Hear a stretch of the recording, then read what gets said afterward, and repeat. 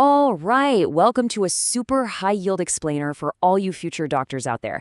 Today, we are tackling a topic that you are absolutely guaranteed to see, both on your exams and in the clinic: upper limb nerve injuries. So, let's get you ready. Okay, here's how we're going to break it down. First, we'll talk about why we even classify nerve damage. Then, we'll master the three main grades of injury.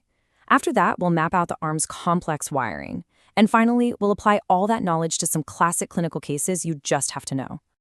So, first things first, why do we even bother classifying these injuries? Well, it's all about creating a roadmap. It helps us with diagnosis, it lets us predict the patient's outcome, and most importantly, it guides how we're going to treat them. You know that pins and needles feeling when your arm falls asleep? Believe it or not, that's technically a very, very mild nerve injury. But it exists on a huge spectrum, one that goes all the way from a temporary signal block to a completely severed nerve. So how in the world do we tell the difference? Well, that's where Sir Herbert Seddon's classic 1942 classification comes in. This is really the foundation for understanding nerve injuries. And to make it stick, we're going to use a simple analogy. Just think of a nerve as a highway for electrical signals. First up is neuropraxia. In our highway analogy, this is just a temporary traffic jam. The highway itself is totally fine. There's no damage to the road, but traffic is blocked. As soon as you remove the pressure, the traffic starts flowing again. This means, thankfully, a full recovery is pretty much a given. Next up, we have axonotomesis. Now things are a bit more serious. Here, the cars are wrecked, those are the axons, but the road itself is still intact. And that's huge, because the road structure, the connective tissue sheath, acts like guardrails. It means new cars, or new axons, can travel down that same path to get where they need to go. Recovery is possible, but man, is it slow. We're talking about a millimeter a day. And finally, there's neurotomesis. This is the worst case scenario. The whole highway is gone, completely destroyed, washed out. The nerve is severed right through. Without major surgery to basically rebuild that road, there is zero hope of recovery. And even with a surgeon's help, the pathways can get jumbled, so the recovery is almost never perfect. And this image just brings it all together beautifully. You can see the clear difference between the simple block in neuropraxia, the damaged axons but intact sheath in axonotomesis, and the complete separation in neurotomesis. It makes it so much easier to visualize. Okay, now that we have those fundamentals down, let's move on to the anatomy. We're going to take a look at the incredibly complex network of nerves that powers the entire upper limb. All right, everybody, take a deep breath because we're about to look at the diagram that makes most first-year med students break out in a cold sweat. But don't worry, we're going to simplify it. Just think of the brachial plexus as the arm's main circuit board, connecting the power source in your spine all the way out to your fingertips. And here it is in all its glory. I know, it looks intimidating, but we have a secret weapon for you, a mnemonic that will save you in your exams. Read the damn cadaver book. That helps you remember the order: roots, trunks, divisions, cords, and finally, the branches that go out to the muscles. Okay, now it's time to put all that anatomy to the test with a classic clinical case. This is one of those diagnoses you should be able to make just by looking at the patient from the doorway. So check this out, Erb's palsy.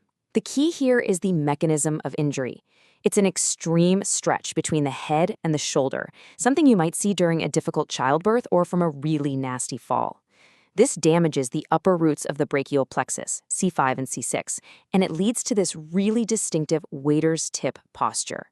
The arm is held tight to the body, rotated inward, with the palm facing backward, like a waiter trying to discreetly receive a tip. So what's actually happening here functionally? Well, when you damage the C5 and C6 nerve roots, you knock out the key muscles responsible for lifting your arm out to the side and for bending your elbow.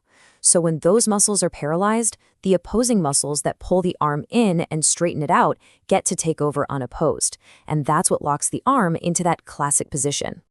All right, let's keep the momentum going. We're going to run through two more absolute must-know nerve palsies, focusing on what causes them and what they look like. First up, the radial nerve. An injury to this nerve causes one of the most dramatic, unforgettable physical signs in all of neurology. I promise, once you see it, you will never, ever forget it. So, the radial nerve is in a really vulnerable spot where it wraps around the humerus bone. This means it can get damaged by a fracture there, or from the pressure of crutches up in the armpit, or, most famously, from what we call Saturday night palsy, When someone, maybe after a few drinks, falls asleep with their arm draped over the back of a hard chair, compressing the nerve for hours. And here it is, the classic wrist drop. It's so striking. See, the radial nerve is what powers all the muscles that extend your wrist and fingers, the ones that lift your hand up. When that nerve is out of commission, those muscles are paralyzed. The flexor muscles on the other side of the forearm are now unopposed, and they just pull the hand down into this limp, dropped position. Okay, next up is the ulnar nerve. This one's a big deal for fine motor control in the hand. And when it gets damaged, the effect is just as dramatic as a wrist drop. The ulnar nerve is most at risk right where it passes behind your elbow, in what's called the cubital tunnel. You've probably felt this yourself. You know when you hit your funny bone and get that zinging feeling down your arm? You're not hitting a bone, you're actually hitting your ulnar nerve. But more serious injuries can happen from fractures, chronic pressure, or even deep cuts at the wrist. So what happens with an ulnar nerve injury? You lose the small, intrinsic muscles inside the hand. This creates a really specific imbalance. The big, long extensor muscles in the forearm are now unopposed, so they pull the main knuckles into hyperextension. At the same time, the long flexors pull the smaller finger joints into flexion. This whole mass results in the classic claw hand, and it's always most obvious in the ring and little fingers because the ulnar nerve is their main power supply. And so we'll leave you with this final thought. It's one thing to spot a wrist drop or a claw hand. That's pattern recognition. But the real art of being a great doctor is understanding the anatomy so deeply that you can trace that sign all the way back to its source. That's what really separates the good clinicians from the great ones. Now go hit the books and master this stuff.